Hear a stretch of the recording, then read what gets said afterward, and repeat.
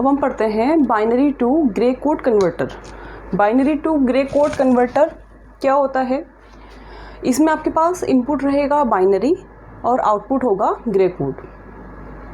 Binary code B3, B2, B1, B0 ये हमने 4 bits का ले लिया है और ग्रे कोड उसकी कॉरस्पॉन्डिंग 4 बिट का ही होगा, G3, G2, G1 and G0।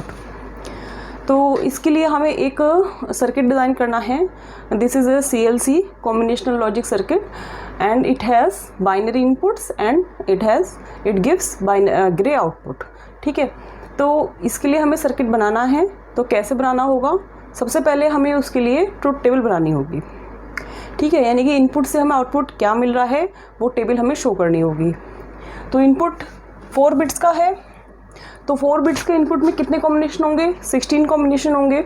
तो 0 0 0 0 से लेकर 1 1 1 1 तक हमने पूरे कॉम्बिनेशन यहाँ पे लिख लिए। ये किसका कॉरस्पॉन्डिंग बाइनरी कोड है? 0 का। ये किसका है? 1 का। तो मैं इसके आगे लिख देती हूँ, ये 0 का है, 1 2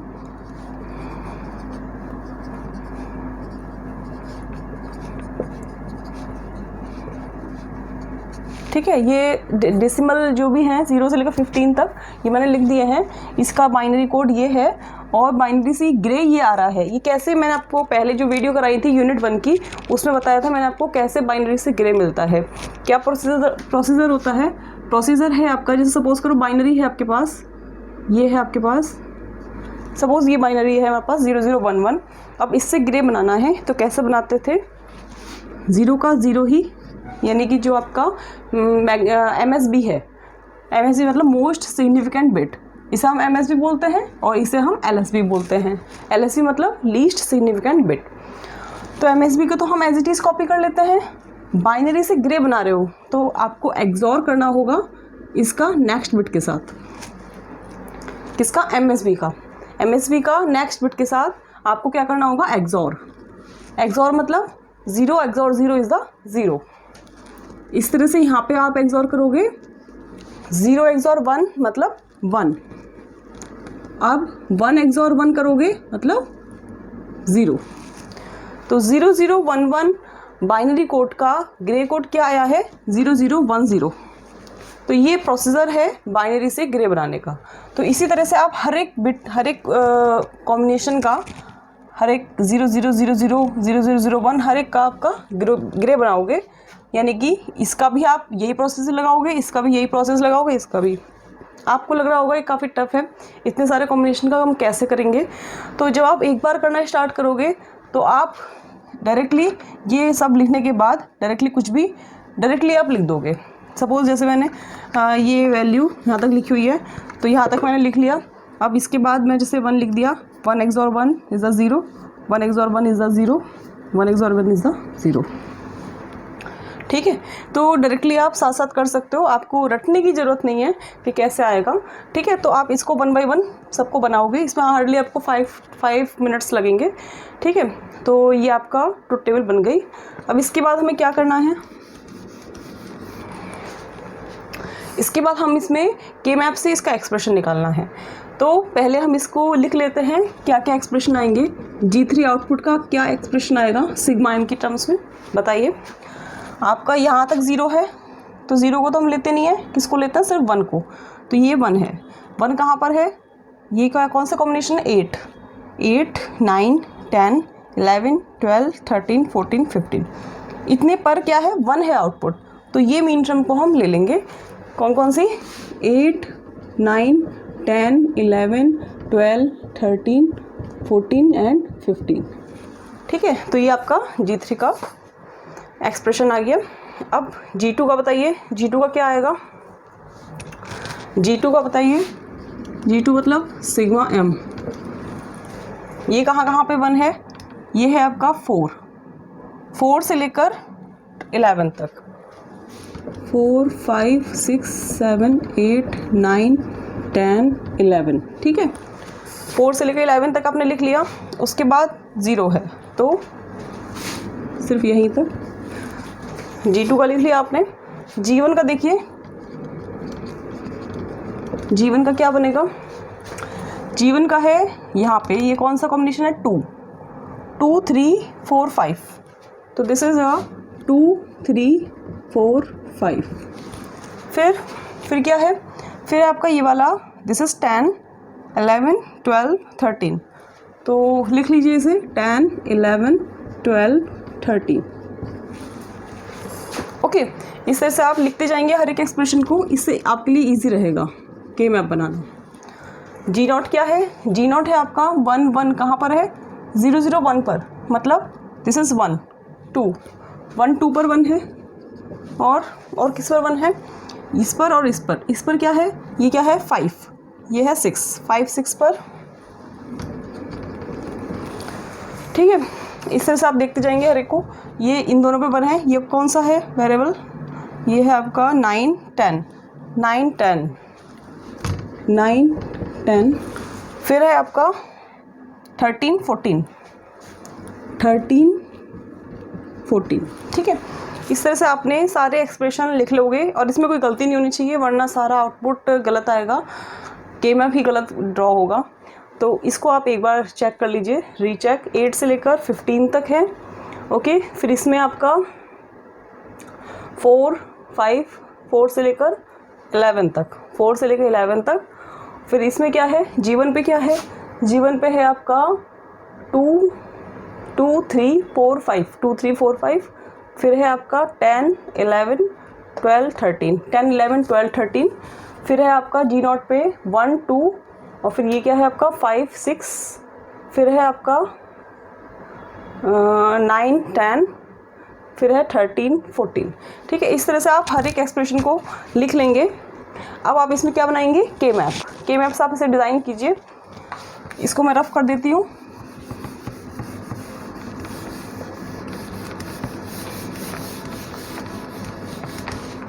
देखिए, अब आप लिखेंगे expression for G3 using K map. This is a 4 variable के मैप।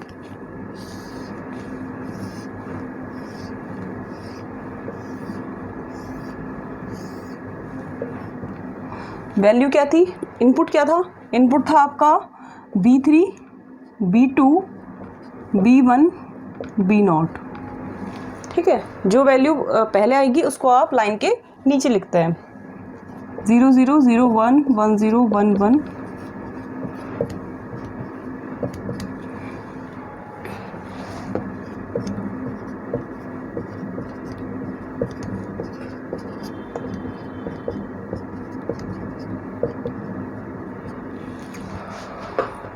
अब आप वैल्यू ले लीजिए। यहाँ पे क्या क्या है, 8 से 15 तक, 8 9 10 11 12 13 14 15।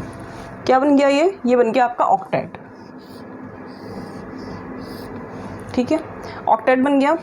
तो वैल्यू क्या होगी G3 की, यहाँ से क्या कॉमन आ रहा है, इन दोनों में क्या आ रहा है, ये 1 1 है, कॉमन है। 1 1 किसकी वैल्यू है, 1 कौन सी वैल्यू है, B3 की। और इधर से कुछ कॉमन आ रहा है, कुछ कॉमन नहीं है, तो बस आपका B3 आ गया, G3। ये क्लियर हो गया होगा सभी को।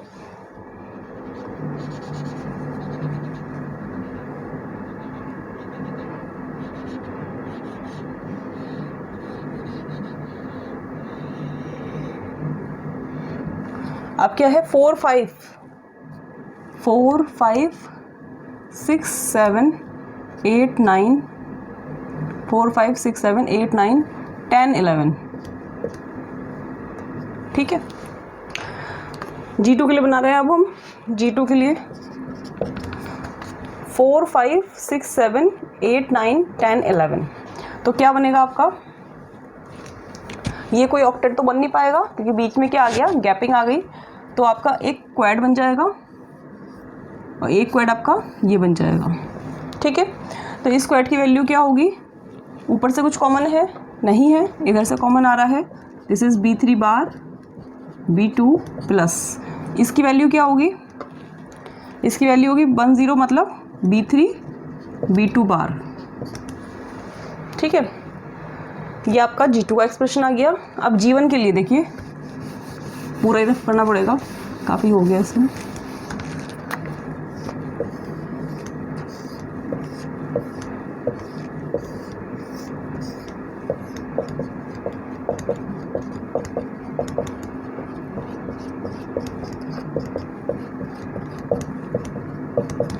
क्या है 2 3 4 5 0 1 2 3 2 3 0 1 2 3 4 5 4 5 6 7 कुछ नहीं है 6 7 8 9 10 11 10 11 12 13।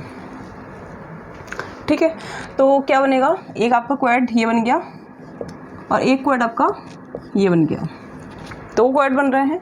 अब इसकी वैल्यू देखिए, इसकी वैल्यू क्या आएगी, इधर से क्या कॉमन है 1 1 मतलब B2 और ऊपर से B1 बार। ठीक है, और इस वाले क्वाड के लिए देखिए क्या कॉमन है 0 0 मतलब B2 बार, ये वाला 0। ठीक है, दिस इज B2 बार और ऊपर से 1 1 मतलब B1। ठीक है, ये आपका G1 आ गया। और G0 के लिए क्या है,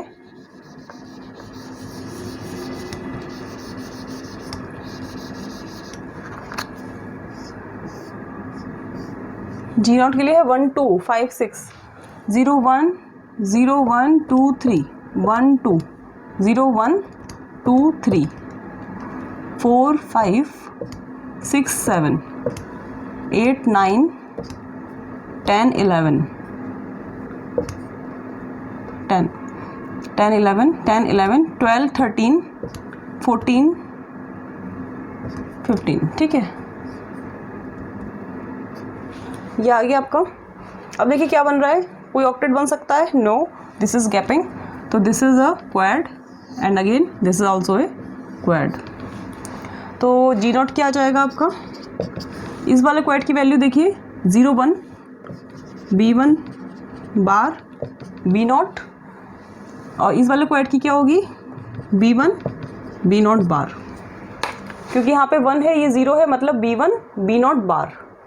ठीक है, ये 1 ये कुछ अलग से ऐसे पहले का खींचा हुआ है। ठीक है, तो ये आपका वैल्यू आ गई। अब देखिए ये क्या बन रहा है, B3 bar B2 plus B3 B2 bar, this is XOR B3 XOR B2। ठीक है, एक्सॉर का एक्सप्रेशन यही होता है, इसमें भी एक एक्सॉर आ रहा है B2 एक्सॉर B1 और इसमें भी आपका एक्सॉर आ रहा है। ठीक है, तो ये आपका एक्सप्रेशन आ गया using K map. Now draw circuit diagram या logic diagram, you can say logic diagram.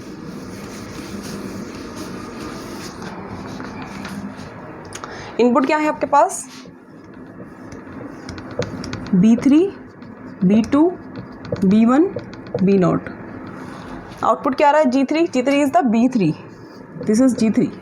Okay, G2 is the B3 XOR B2, B3 XOR B2, this is G2। Okay, G1 क्या है B2 XOR B1, B2 XOR B1।